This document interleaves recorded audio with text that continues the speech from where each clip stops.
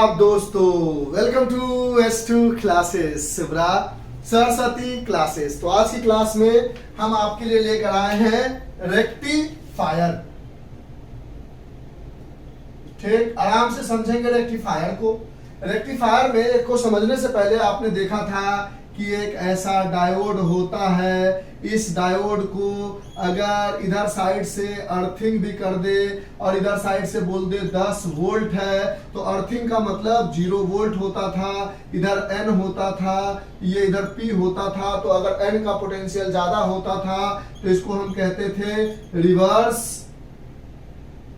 बायस। Earthing इसलिए कर दिया क्योंकि आप सोचेंगे अर्थिंग का क्या मतलब, अर्थिंग का मतलब 0 वोल्ट। अगर मान लो ऐसा होता डायोड, ऐसा बना था, ऐसा था, इधर साइड हमारे पास मान लो 10 वोल्ट था, इधर साइड 0 वोल्ट था, ये P होता है, ये N होता है, तो P की तरफ 10 वोल्ट था, तो इसको कहते थे फॉरवर्ड बायस। अर्थिंग इसलिए समझाया कि अर्थिंग का मतलब 0 वोल्ट होता है। तो यानी अगर P की तरफ हायर पोटेंशियल होगा, यानी P की तरफ हायर पोटेंशियल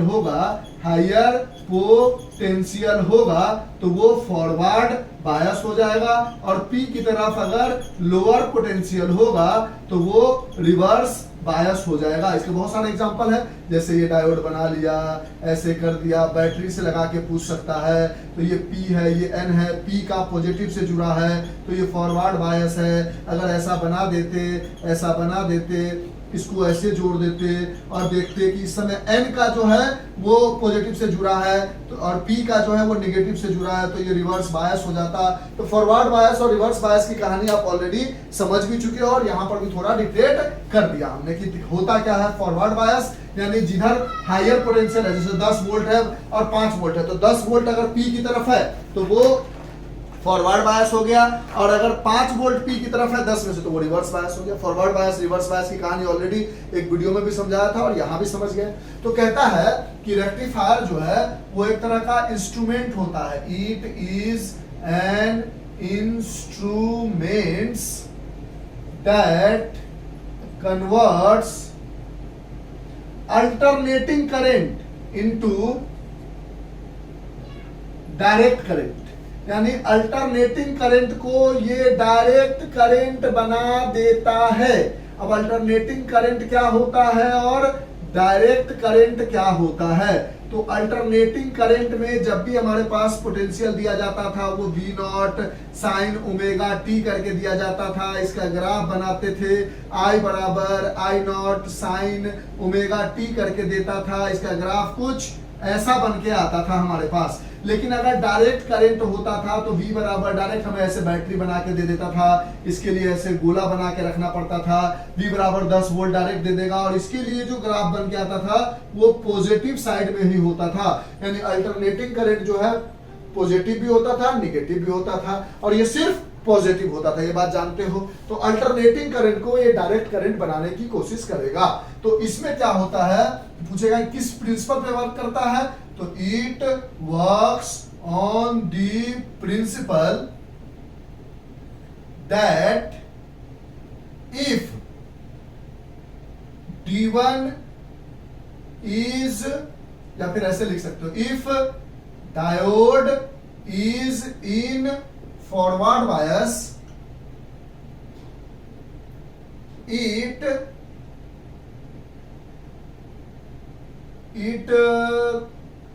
ऐसे कह सकते हो, इट क्या करते हैं उसको लेता है, it allow the current to pass through them. Language याद होना चाहिए ना, allow the current to pass, but if it is in reverse bias it does not allow the current to pass। यानी ये रेक्टिफायर में डायोड लगा होता है, अगर वो फॉरवर्ड बायस में होगा तो करंट को पास करने देगा, रिवर्स बायस में होगा तो करंट को पास नहीं करने देगा। ये इसका प्रिंसिपल है। अब एक होता है हाफ वेव रेक्टिफायर। अब उसका डायग्राम देख लो पहले कैसा बनता है, फिर चीजों को समझना। हाफ वेव रेक्टिफायर का डायग्राम कुछ ऐसा बनाओगे आप। यहां पे लगा दोगे डीसी सोर्स, यहां पर एक इंडक्टर लगा दोगे, और बोलोगे इधर से पावर इनपुट दे रहे हैं, यानी पावर का इनपुट दे रहे हैं। यहां पर एक और इंडक्टर लगा दोगे और यहां पर एक डायोड लगा दोगे, ऐसा हमेशा इसी डिजाइन का डायोड लगाओगे, और यहां पर एक रेसिस्टर लगा दोगे और इसको बोलोगे ये वाला कंडीशन जो है ये पावर आउटपुट है। ये आपको डायग्राम बनाने आना चाहिए। इसमें हाफ वेव रेक्टिफायर में लिख दोगे कि जो लोड है यानी जो रेसिस्टर है वो किसका बना हुआ है, लीड का। ये बात याद होना चाहिए। और ये कहां इस्तेमाल होता है, it is connected to step down transformer. अब मत पूछना step up transformer step down transformer क्या होता है, बस कॉन्सेप्ट समझ लो। हमने बोला कि रेक्टिफायर जो है वो एक इंस्ट्रूमेंट है जो अल्टरनेटिंग करंट को डीसी करंट में चेंज करता है। अल्टरनेटिंग करंट क्या होता है कि कभी ये वाला जो करंट है वोल्टेज है वो कभी ये पॉजिटिव ये नेगेटिव हो जाएगा। इस साइकिल तक चलोगे तो इस साइकिल में चलोगे तो ये नेगेटिव ये पॉजिटिव, यानी इसकी पोलैरिटी हमेशा चेंज होती रहेगी। लेकिन इस केस में हमेशा ये पॉजिटिव ये नेगेटिव पोलैरिटी बैटरी का चेंज नहीं होता है। तो कहता है कि अगर डायोड फॉरवर्ड बायस में है तो करंट को फ्लो करने देगा, अगर रिवर्स बायस में है तो करंट को फ्लो नहीं करने देगा। यही रेक्टिफायर का प्रिंसिपल है। हाफ वेव रेक्टिफायर में क्या होगा, ये पी इनपुट एसी सोर्स दिए हो तो पहले ये पॉजिटिव रहा होगा ये नेगेटिव, तो ये हाफ साइकिल यहां तक ये पॉजिटिव रहा होगा। तो जब हाफ साइकिल था तब पॉजिटिव था, तो यहां पर ए के पास पॉजिटिव पहुंच रहा था, देखो पॉजिटिव से पॉजिटिव पहुंच रहा था, और इधर बी है तो बी के पास नेगेटिव पहुंच रहा था। तो कह रहा था कि इन first half cycle of alternating current the diode is in forward bias। समझो गड़बड़ा रहे हो क्या, नहीं sir, forward bias, so it conduct या allow the electric current to pass। मतलब जब ये हाफ साइकिल में अल्टरनेटिंग करंट था उस समय इसका पॉजिटिव मान लेते इधर था और नेगेटिव इधर था। तो अगर इधर पॉजिटिव था तो फॉरवर्ड बायस में ए की तरफ पॉजिटिव पहुंच रहा था। तो इन first half cycle of AC the diode is in forward बायस, क्योंकि पॉजिटिव की तरफ पॉजिटिव था, पी की तरफ पॉजिटिव है, तो फॉरवर्ड बायस में था तो करंट को जाने दे रहा था, ठीक है। लेकिन सेकेंड हाफ साइकिल में क्या हो रहा था कि अल्टरनेटिंग करंट निगेटिव हो जा रहा था। यानी दूसरा पॉइंट इसी जगह ऊपर में लिख देते हैं कि इन second half cycle of alternating current the direction of या the polarity of battery कह लो या पोटेंशियल कह लो is changes due to which diode is in reverse bias and it does not allow the current to flow। नहीं दिख रहा होगा तो समझा देते हैं। हमने कहा कि पहले आपको फुल वेव रेक्टिफायर का मतलब जो एसी से डीसी में चेंज करता है। रेक्टिफायर एक ऐसा इंस्ट्रूमेंट है जहां पर अगर डायोड फॉरवर्ड बायस में है तो करंट पास करेगा, रिवर्स बायस में तो करंट पास नहीं करेगा। फॉरवर्ड बायस क्या होता है वो समझ गया, जिधर हायर पोटेंशियल है उधर अगर पी है तो फॉरवर्ड बायस है, जिधर लोअर पोटेंशियल है उधर अगर पी है तो रिवर्स बायस है। फिर हाफ वेव रेक्टिफायर का डायग्राम आपके दिमाग में होना चाहिए। तो इसमें लिखोगे कि जब फर्स्ट हाफ सेल में ये जो एसी करंट है वो पॉजिटिव साइकिल में था, फर्स्ट हाफ सेल में अल्टरनेटिंग करंट जो था वो पॉजिटिव साइकिल में था, जिसकी वजह से इसका लिखे in first half cycle alternating current the diode is in forward bias. यहां से the diode is in forward bias के डायग्राम में दिखा दोगे तो so it conduct allow the electric current to flow करने दे रहा था। और in second half cell of AC the polarity of battery changes. अब इधर का पॉजिटिव जो था वो नेगेटिव बन चुका था फिर पॉजिटिव बन चुका था, तो इसकी वजह से डायोड जो है वो रिवर्स बायस में चला गया और वो करंट को अलाउ नहीं कर रहा है जाने देने के लिए। तो जब इसका ये अल्टरनेटिंग करंट का जब आप डीसी करंट चेंज करोगे, यानी ये आपका अल्टरनेटिंग करंट था ऐसा ऐसा ऐसा ऐसा ऐसा, इसका जब आप रेक्टिफायर लगा दोगे और कौन सा रेक्टिफायर, हाफ वेव रेक्टिफायर लगाओगे तो ये ऐसा कुछ करेगा, पहला पॉजिटिव को चेंज करेगा, फिर दूसरा नेगेटिव को चेंज नहीं कर पाएगा तो जगह छोड़ देगा, फिर दूसरा पॉजिटिव को चेंज करेगा, फिर आगे बढ़ेगा, नेगेटिव को चेंज नहीं कर पाएगा, तीसरे को चेंज करेगा, यानी डायग्राम कुछ ऐसा बन के आएगा और ये सारी कहानी लिख दोगे। ये बात समझ में आएगी, ठीक है। तो ऐसा कुछ कहानी हो रहा था हाफ वेव रेक्टिफायर में, यानी हाफ वेव रेक्टिफायर था only convert positive half cycle of alternating current to direct current, यानी जो पॉजिटिव हाफ साइकिल का अल्टरनेटिंग करंट था उसी को डायरेक्ट करंट में चेंज कर पा रहा था, 100% नहीं कर पा रहा था। तो इसकी जब इफिशियंसी निकालोगे, एन की वैल्यू निकालोगे, तो power output upon power input निकालोगे तो लगभग 46% ही आएगा, यानी इसकी जो इफिशियंसी है वो बहुत बुरी है। तो हम इसके लिए अब इस्तेमाल करते हैं फुल वेव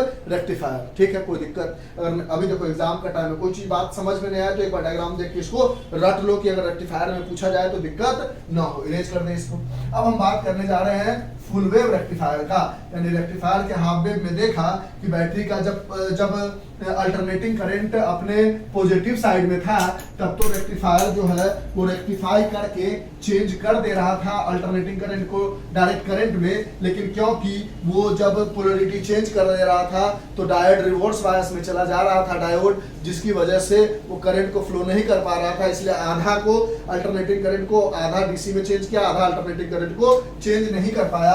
तो हम दूसरा इस्तेमाल करते हैं full wave rectifier. Full wave rectifier में क्या होता है कि डायग्राम कुछ ऐसा बना लेते हैं, अल्टरनेटिंग करंट लेते हैं, ये पी इनपुट है, यहां से हम फिर यहाँ एक इंडक्टर लेते हैं और इसको इससे ज्वाइन कर देते हैं, फिर उसके बाद यहाँ पर एक इंडक्टर लेते हैं और दो डायोड लगा देते हैं, ये इधर भी डायोड लगा देते हैं और दो डायोड लगा देते हैं, इधर भी डायोड लगा देते हैं, और बीच में यहाँ पर कहीं एक लोड रेसिस्टेंस लगा देते हैं ताकि अब ये पूरे के पूरे रेसिस्टेंस को चेंज कर सके।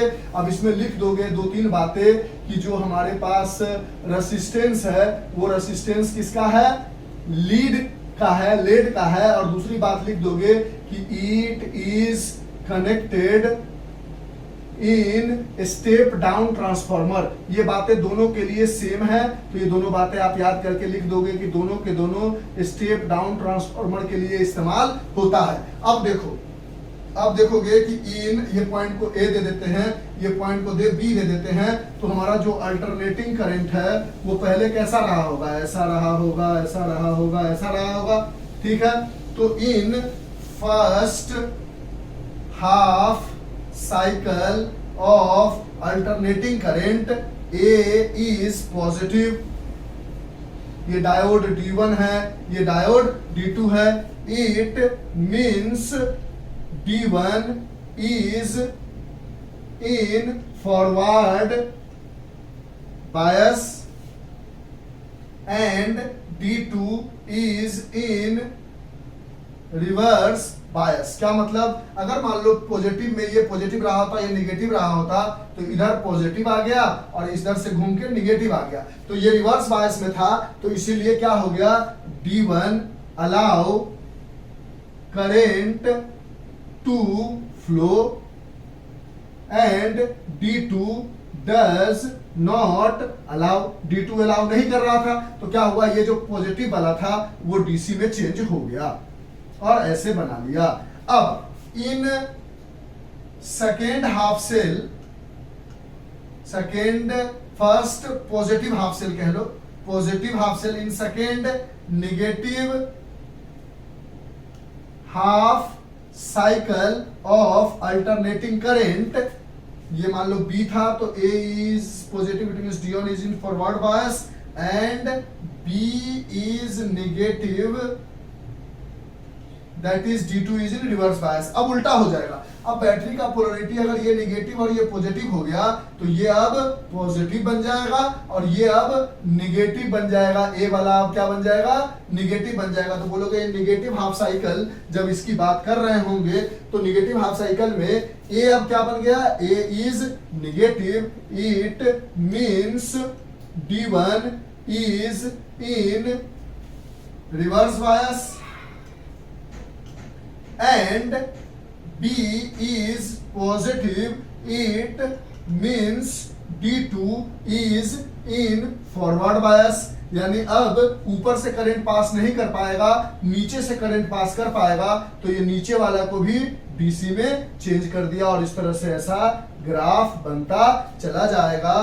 तो this is in forward bias, so it allow the current to flow.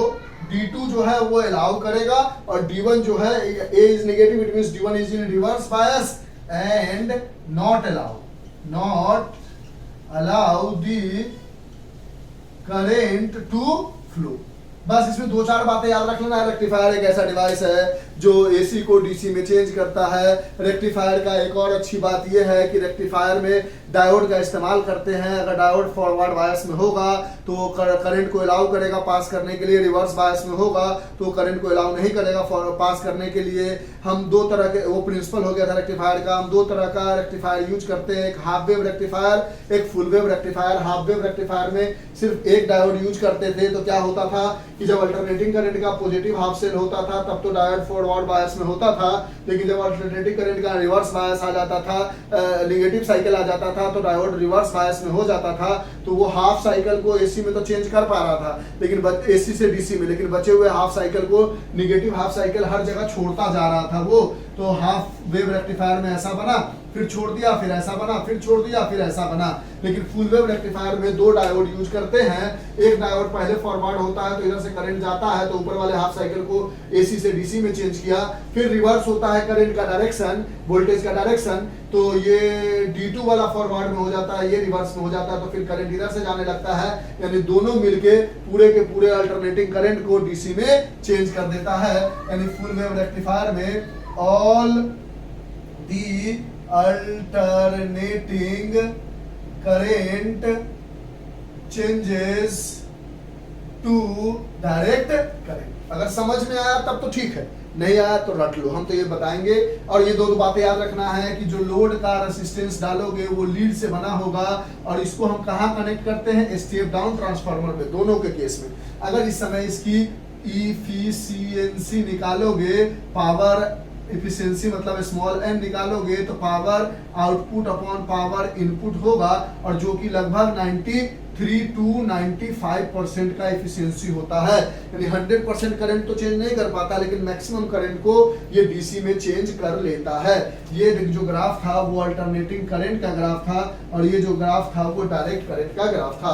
तो ये सब लैंग्वेज आप खुद से भी बना लोगे, बस डायग्राम आपके दिमाग में होना चाहिए। और अल्टरनेटिंग करंट अपनी पोलरिटी को चेंज करते रहता है, हर एक साइकिल में 2 बार पोलरिटी चेंज करता है।